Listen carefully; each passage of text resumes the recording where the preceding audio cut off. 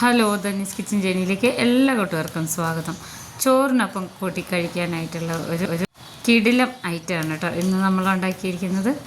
അപ്പോൾ ഇത് ഉണ്ടാക്കാനായിട്ട് ഞാനിവിടെ ഒരു 5 മുട്ട ഇതുപോലെ പൊട്ടിച്ച് ഒഴിച്ചിട്ടുണ്ട്. ഇനി ഇതിലേക്ക് ഒരു 1/2 സ്പൂണോളം ഉപ്പും കൂടെ ചേർത്ത് നന്നായിട്ടൊന്ന് ഇതുപോലെ ഒന്നിങ്ങനെ ഉടച്ചു കൊടുക്കുക. ഒരുപാട് ഇങ്ങനെ ഫ്ലഫി ആവുന്ന രീതിയിൽ അടിച്ചെടുക്കരുത് കേട്ടോ. അപ്പോൾ ഇതിങ്ങനെ പൊങ്ങി വരുള്ളൂ. അപ്പോൾ അങ്ങനെ ചെയ്യരുത്, പതയാതെ ഈ ഒരു രീതിയിലാണ് കേട്ടോ സാധാരണ നമ്മൾ മുട്ട ഓംലെറ്റ് ഉണ്ടാക്കുന്ന പോലെ. അപ്പോൾ ഇതിവിടെ ഇരിക്കട്ടെ. ഇത് ഞാനിവിടെ ഒരു കടായി സ്റ്റൗവിൽ വെച്ചിട്ടുണ്ട്. ചൂടായി വരുമ്പോൾ വെളിച്ചെണ്ണ ചേർത്ത് കൊടുക്കണം കേട്ടോ. ഒരു 3 സ്പൂണോളം വെളിച്ചെണ്ണ ചേർത്ത് കൊടുത്തു.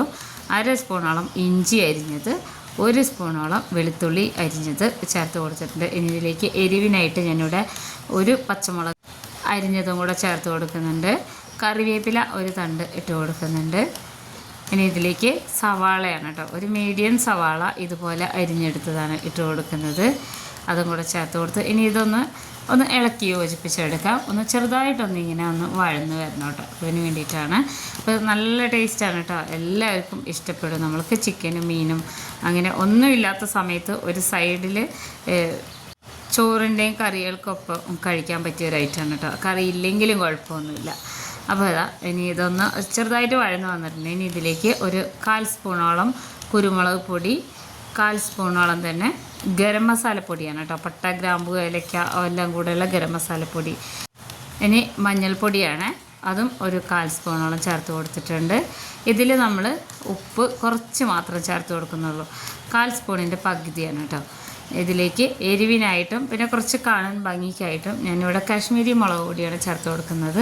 സാധാരണ മുളക് പൊടിയാണെങ്കിൽ കുഴപ്പമൊന്നുമില്ല. ഇനി ഈ പൊടികളെല്ലാം ഇട്ടതിന് ശേഷം നമുക്ക് ഇതൊന്ന് നന്നായിട്ടൊന്ന് ഇളക്കിയെടുക്കണം. പൊടികളെല്ലാം നല്ലോണം ഒന്നിങ്ങനെ ഈ വെളിച്ചെണ്ണയിൽ കിടന്നൊന്നിങ്ങനെ മൂത്ത് വരണം. എന്നാൽ കളറ് മാറാനും പാടില്ല കേട്ടോ.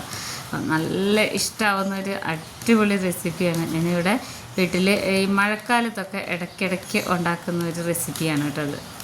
നമ്മൾക്ക് കൂടുതൽ ഇതുപോലെ നോൺ വെജ് ഒന്നും കിട്ടാത്ത സമയത്തൊക്കെ പരിപ്പ് കറിയുടെ കൂടെ, സാമ്പാറിൻ്റെ കൂടെയൊക്കെ ഞാൻ മിക്കവാറും ഉണ്ടാക്കും.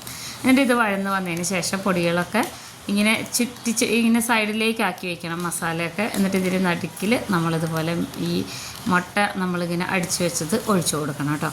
ഒഴിച്ചു കൊടുത്തതിന് ശേഷം പതുക്കെ മാത്രം ഇങ്ങനെ അങ്ങോട്ടും ഇങ്ങോട്ടൊക്കെ ഇങ്ങനെ ഇളക്കി കൊടുക്കാം.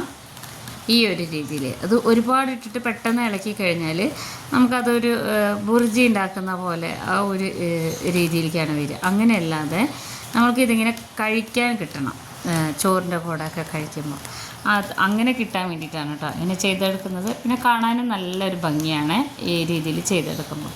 അപ്പോൾ ഒന്നിങ്ങനെ ഈ മുട്ടയൊന്ന് വെന്ത് വരുന്നത് വരെ ഈ ഒരു രീതിയിലാണ് ഇളക്കി കൊടുക്കേണ്ടത് കേട്ടോ. ഇളക്കി കൊടുക്കുകയല്ല, ജസ്റ്റ് ഇങ്ങനെ വെന്ത് വരുന്ന ഭാഗമൊക്കെ തന്നെ നീക്കി കൊടുക്കുകയാണ് ചെയ്യുന്നത്. ഇത് വളരെ ഈസി ആയിട്ടുള്ളൊരു റെസിപ്പിയാണ്, എല്ലാവർക്കും ഇഷ്ടപ്പെടും ഇതിൻ്റെ ടേസ്റ്റ്.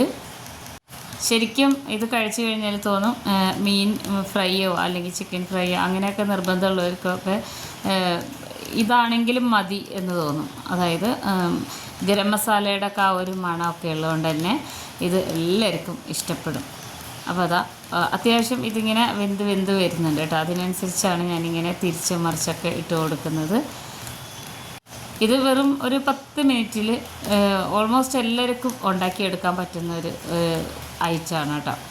അപ്പോൾ ഇതിൻ്റെ മുന്നേ ഞാനൊരു മോരുകറി, പെട്ടെന്നുണ്ടാക്കുന്ന മോരുകറിയുടെ റെസിപ്പി ഇട്ടിട്ട് ഒരുപാട് നല്ല അഭിപ്രായങ്ങളൊക്കെ വന്നിട്ടുണ്ടായിരുന്നു. അതുപോലെ തന്നെ ഈസി ആയിട്ടുള്ളൊരു റെസിപ്പിയാണ് കേട്ടോ ഇത്. അപ്പോൾ ആ റെസിപ്പി കാണാത്തവരുണ്ട്, കണ്ടു നോക്കണം. അപ്പോൾ ഇത് ഓൾമോസ്റ്റ് ഇവിടെ വെന്ത് വന്നിട്ടുണ്ട്. നമ്മുടെ മുട്ട ഇങ്ങനെ വെന്ത് വന്നിട്ടുണ്ട്. ഒരുപാടിട്ട് ഇളക്കിയിട്ട് ഇങ്ങനെ ഹാർഡായി പോവരുത്. ഇതിനെ ഒന്ന് വെന്ത് ഈ മസാല ഒന്ന് ഇങ്ങനെ പുരണ്ടിരുന്നാൽ മാത്രം മതി. ഒത്തിരി ഹാർഡായ കഴിക്കാൻ ടേസ്റ്റ് ഉണ്ടാവില്ല കേട്ടോ. അപ്പോൾ മുട്ട എങ്ങനെ ഉണ്ടാക്കി കഴിഞ്ഞാലും നമുക്ക് ഇഷ്ടപ്പെടും. പ്രത്യേകിച്ച് ഇതുപോലെ മസാലയൊക്കെ ചേർത്തിട്ടാണെങ്കിൽ പറയും വേണ്ട. ഏത് പച്ചക്കറിയാണോ ചോറിൻ്റെ കൂടെ ഉള്ളതെങ്കിലും കറിയുടെ കൂടെ ഈ ഒരൊറ്റ സൈഡ് ഡിഷ് ഉണ്ടായാൽ മതി. കൂടുതൽ മുട്ട ഇഷ്ടമുള്ളവരൊക്കെ ആണെങ്കിൽ ഈ ഒരു ഐറ്റം മാത്രം മതിയാവും കേട്ടോ ചോറുണ്ണാൻ വേണ്ടിയിട്ട്, കറികളൊന്നും ഇല്ലാതെ. പ്രത്യേകിച്ച് കുട്ടികൾക്ക് ഞാനിവിടെ മിക്കവാറും ഇപ്പോൾ അടുപ്പിച്ച് ഉണ്ടാക്കുന്ന ഒരു ഈസി റെസിപ്പിയാണ്. കാണാനും നല്ല ഭംഗിയാണ് കേട്ടോ. അപ്പോൾ അത് ഓൾമോസ്റ്റ് ഇത് ആയി വന്നിട്ടുണ്ട്. ഇതിൻ്റെ ആ ഒരു പച്ചമണമൊക്കെ മാറുന്ന രീതിയിലേക്ക് വന്നിട്ട് ഇത്രയേ ഉള്ളു പണി. നമുക്കിത് കൂടുതലൊന്നും ഇങ്ങനെ ഹാർഡായിട്ട് ഇങ്ങനെ ഫ്രൈ ചെയ്തെടുക്കേണ്ട കാര്യമൊന്നുമില്ല. നമ്മളുടെ റെസിപ്പി ഇവിടെ ആയിട്ടുണ്ട് കേട്ടോ. ഇത് മുട്ട വറുത്തത് എന്നാണ് പറയാറ്. അപ്പോൾ ഇനി ഇത് നമുക്ക് സ്റ്റൗ ഓഫ് ചെയ്ത് വെച്ചതിന് ശേഷം ഒരു പാത്രത്തിലേക്ക് മാറ്റാം. നല്ല ഭംഗിയാണ് കേട്ടോ. പ്രത്യേകിച്ച് കുട്ടികൾക്കൊക്കെ നല്ലോണം ഇഷ്ടപ്പെടും. ഈ മഴക്കാലത്തൊക്കെ മീനൊക്കെ കിട്ടാൻ വലിയ പാടായിരിക്കും. ആ ഒരു സമയത്തൊക്കെ നമുക്ക് വീട്ടിൽ ഈസി ആയിട്ട് ഉണ്ടാക്കാൻ പറ്റിയ ഒരു ഐറ്റമാണ് കേട്ടോ. എല്ലാവരും ഉണ്ടാക്കി നോക്കി അഭിപ്രായങ്ങൾ അറിയിക്കണേ. വളരെ ടേസ്റ്റി ആയിട്ടുള്ളൊരു ഐറ്റമാണ്. അപ്പോൾ വീഡിയോ ഇഷ്ടപ്പെട്ട ചാനലൊന്ന് സബ്സ്ക്രൈബ് ചെയ്ത് വയ്ക്കുക. ഫ്രണ്ട്സിനൊക്കെ ഒന്ന് ഷെയർ ചെയ്ത് കൊടുത്തേക്കണേ. അപ്പോൾ അതുപോലുള്ള ഈസി റെസിപ്പീസുമായിട്ട് അടുത്ത വീഡിയോയിൽ കാണാം.